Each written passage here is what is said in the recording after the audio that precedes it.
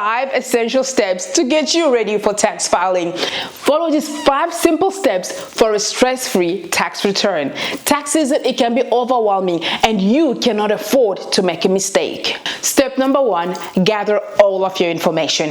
Yes, step number 1, gather all of your information. It is very, very important to make sure that you have all of your information readily available, such as your T4, your T4A, your T5, T3, or your RSP slips. Remember, you will also need your receipt.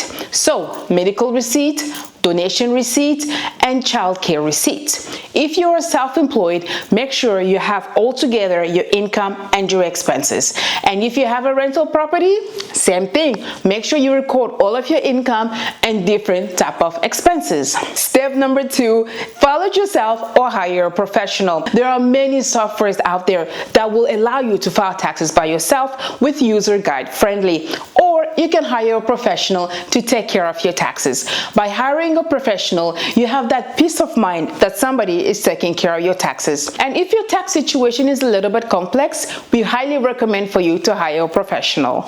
Step number 3, understanding your deductions and credit. There is a misconception between what is a deduction and what is a credit. People will be asking us, well, I paid $10,000 in child care. Why don't I get that as a refund? I'm qualified for the first-time home buyers plan, but I don't see it in my tax return, because there's a difference between a tax deduction and a tax credit. A tax deduction reduces your taxable income. A tax credit offsets whatever taxes you may be owing. Here are the top 3 tax deductions and tax credits. Number 1 deduction, RSP. Childcare expenses and moving expenses. Those are tax deductions. They reduce your taxable income. And this is the top 3 tax credit. Your tuition and education tax credit, a disability tax credit, and a first-time home buyers plan tax credit. Here is an example. Suppose you owe $2,000 to the CRA. By having the tax credit, it directly reduces what you owe. Remember, tax credit, you never get it at 100%.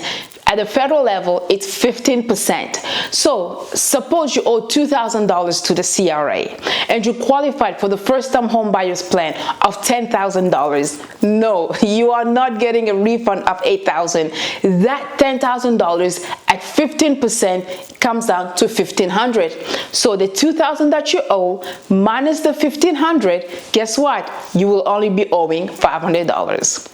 Step number 4, stay up to date with the tax changes. You have to be in the know. You have to know what to claim and what no longer is applicable to claim.